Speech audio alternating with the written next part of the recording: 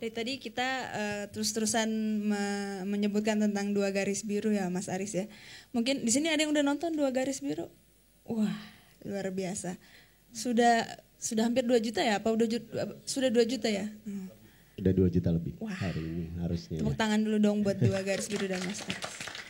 Mungkin Mas Aris mau cerita di balik proses pre-production dari Dua Garis Biru. Iya, tapi menarik tadi, maksud gue satu dulu yang perlu didudukan dulu gitu ya.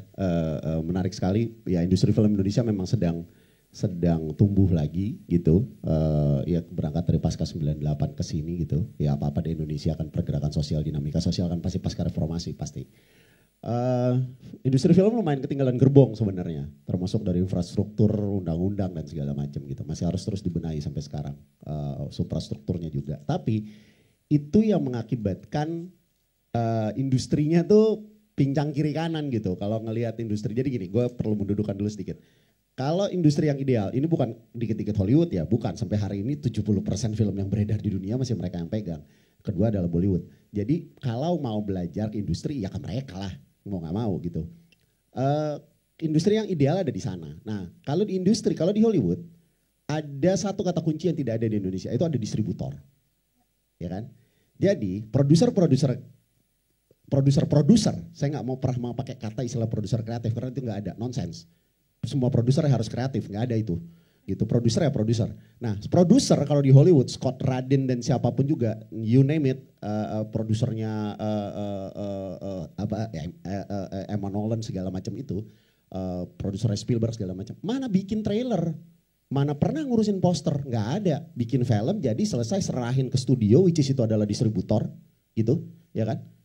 Mereka yang mikirin, yang ada adalah kehidupan sehari-hari produser di Hollywood itu adalah berantem sama eksekutif produser di studio. Goblok amat sih bikin trailernya begitu, kan film gue gak begini. Kok posternya begitu sih? Itu yang terjadi.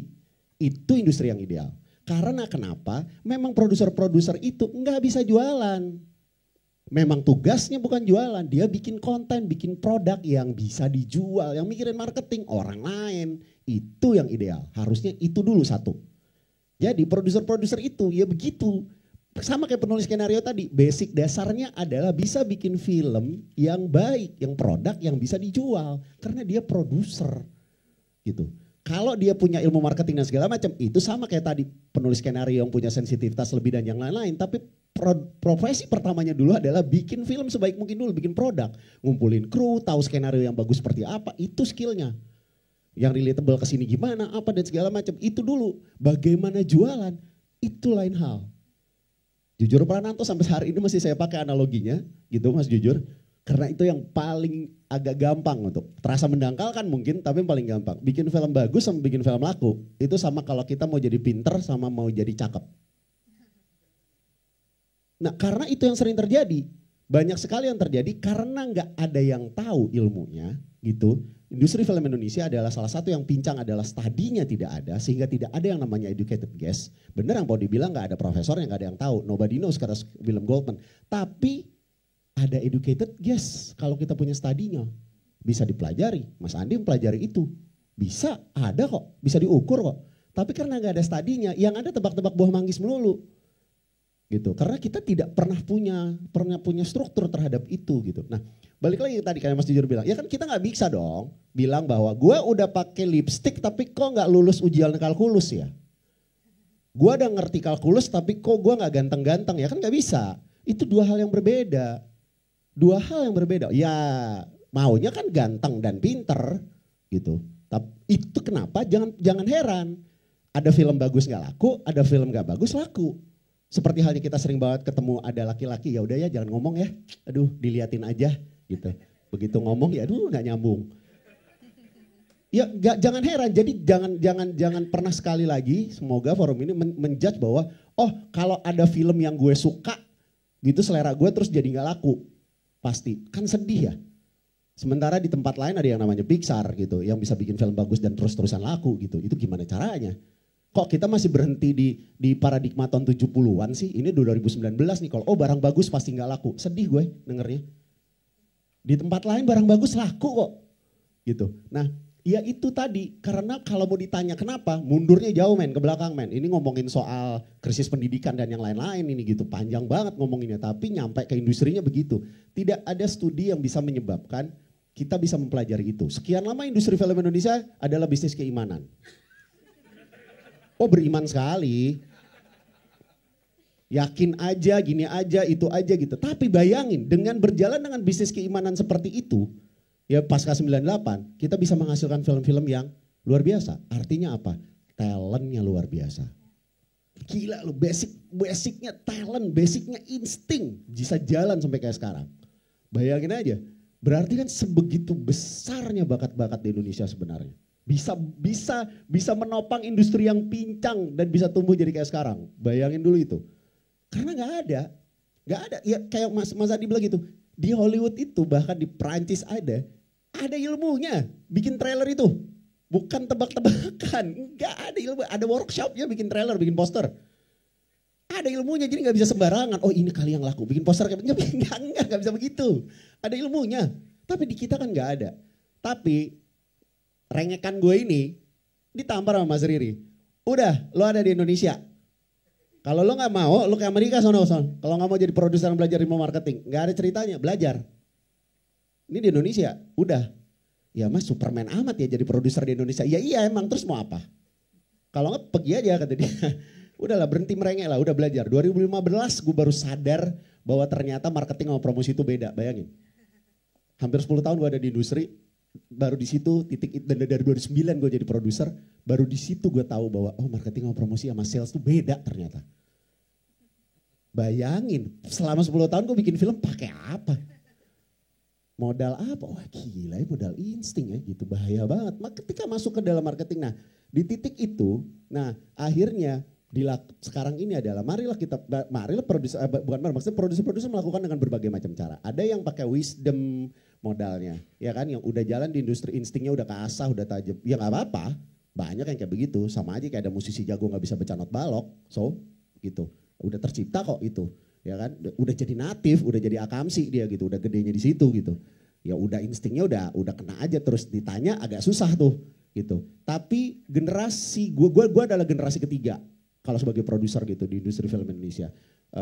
Setelah Riri Riza, Mira Lesmana, Santi Harmain, Erwin Arnada gitu. Terus ada lagi lapis keduanya, gue adalah lapis ketiga ketika jadi produser.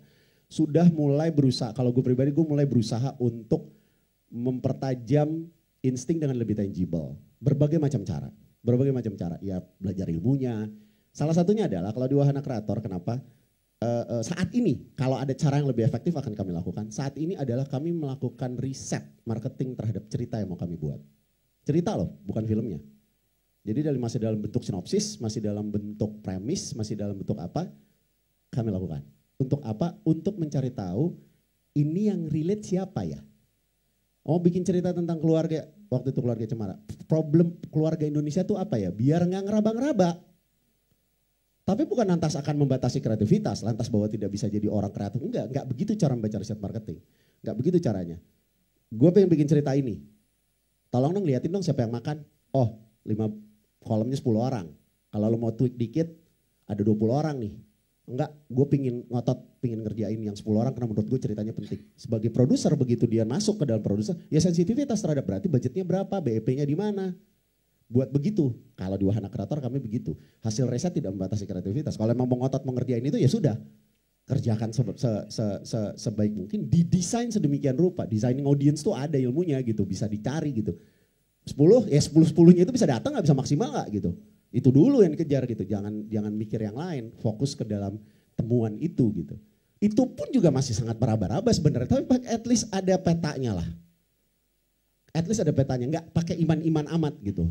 Ada jelas ada behaviornya begini. Nah di 3 film yang satu di Keluarga Cemara, Wahana Kreator terlibat di development dan Gina jadi produser pada saat itu juga dan sebagai co-writers. Di situ kami belajar sesuatu dengan hasil riset. Ku ambil lagi di hatiku film pertama Wahana Kreator sebagai produser dan full ngerjain produksi. Ada riset lagi, terus ada beberapa bentuk cerita kami lakukan riset. Sampai akhirnya begitu kedua garis biru kami udah punya tabungan soal keluarga begini, keluarga Indonesia begini, ini begitu. Oh relate-nya di sini, oh ceritanya begini, oh ini ke depannya begitu, oh nanti berarti komunikasinya begini. Itu yang dilakukan ketika mendevelop Dua Garis Biru. Sebenarnya tujuannya paling sederhana begini sebenarnya. Kalau di Wahana Kreator tuh kita selalu ketika masuk development, ruangan development, siapapun yang punya ide, siapapun yang premis begitu duduk, dia harus tahu lu nggak tahu apa-apa. Kegelisahan lu itu harus diuji dulu di sini. Diuji dulu di sini. Di Wahana Kreator digituin. Kegelisahan lo itu, ini mau jadi kegelisahan orang banyak atau masturbasi nih gitu. Di Wahana Kreator kami sekeras itu gitu bahwa begitu masuk ruangan development adalah you are never good enough. Duduk, cek dulu apa ceritanya. Nah, salah satu elemen yang dilakukan di Wahana Kreator kami selalu bertanya, ini ceritanya apa, untuk siapa, bagaimana dan mau mengubah apa. Itu harus dijawab dulu. Sekarang nambah lagi. Why now? Why this story? Harusnya dijawab itu sama siapapun yang punya ide di Wahana Kreator. Enggak lengkap, balik dulu, keluar dulu. Cari cara lu sampai bisa jawab ini gimana. Oke, Mas Gitu, Salman. ya. Mas Aris, kita lanjut ke pertanyaan berikutnya. Tadi Mas Aris menyebutkan soal bahwa apapun itu kita tetap harus riset gitu. Kita nggak bisa hanya pakai feeling saja. Nah, mungkin pertanyaan berikutnya buat Mbak Della. Pada saat kita melakukan riset itu tentunya dilakukan sebelum mulai nulis, sebelum apa ya. Nah, kalau kita bicara 10 tahun yang lalu lah gitu. Kayak 10 tahun yang lalu atau 5 tahun yang lalu di kelas kami belum pernah menyebutkan tentang distribusi bahwa ada OTT, sama sekali belum pernah gitu. Tapi 2 tahun terakhir ini mau nggak mau itu jadi harus bahasan yang harus kita bawa ke kelas gitu. Nah, di mana peran seorang produser, eksekutif produser gitu, di mana mereka mulai menginclude distributor itu. Dan menurut Mbak Della sendiri sebagai seorang distributor gitu ya, seharusnya di mana sih diskusi itu diadakan gitu. Diskusi mengenai film ini nanti mau diputar di mana, apakah hanya di layar lebar atau mungkin berlanjut ke outlet distribusi berikutnya gitu. Pertanyaannya saya agak bingung, tapi kurang lebih zaman dulu kan belum data driven ya. Sekarang data driven banget gitu loh, data udah mulai available, terutama ini merefer ketika saya bekerja di Hook. Hook is a very data driven company dan kita punya analytics, dan ketika akan menentukan kita akan license sebuah konten atau enggak, kita mau nge-greenlit atau akan memproduce film yang seperti apa, title yang seperti apa, kita bisa lihat dari audience behavior, kita bisa lihat dari kebiasaan orang yang kita pelajari gitu loh. Contohnya ketika kita akan membuat film biopik itu bagus karena IP-nya udah dikenal. Kita pengen bikin film tentang pahlawan misalnya karena bulan November ada Hari Pahlawan, ada hero di Indonesia yang kita pengen feature. Tapi ternyata dari film biopik yang ada di tempat kita, kalau film biopiknya hanya bercerita tentang tokoh aja tapi nggak heavy romance, itu nggak akan works filmnya in the platform. Berdasarkan insight, kalau mau bikin film itu maka harus ada elemen-elemen lain yang ditambahkan, dan itu membuat ketika kita akan memproduksi suatu film atau episodic series, kita bisa dapat gambaran gitu loh, kita harus bikin yang seperti apa, dan itu yang kita titipkan ke yang akan nulis skenario. Mengenai keterlibatan distributor, itu idealnya ada di sebuah industri, cuma di sini itu belum ada, itu kita semua berharap ada ya. Mungkin ada yang mau menambahkan dari bapak-bapak sekalian? Kalau distributor saya nggak setuju Mbak. Kita benar bukan maksudnya sistem distributor ya. Okay. Kalau bagi kita adalah kita direct semua produser dari ke distributor, mau ke 21, CGV atau Hook. Karena kalau ada distributor akan ada orang kedua Mbak ya, akan menentukan kita main di mana, itu akan ribut sekali gitu.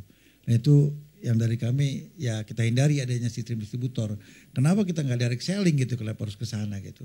Bahwasanya kalau ke luar negeri itu oke, tapi kalau di internal di Indonesia sistem distributor itu sangat kita jaga sekali, jangan sampai ada. Seperti itu Mbak, kalau untuk film ya, industri film gitu. Ya di Hollywood cuma ada 2, either you are Disney or you are not Disney. Untuk ini sekolah filmnya cuma 6. strategi kebudayaan pemerintah terhadap film itu sampai hari ini buat gue masih belum tepat. Yang paling saya sedih itu di Madura, dia harus nonton ke Surabaya dulu gitu. Jadi mindsetnya mereka itu bioskop tuh kayak Alfamart.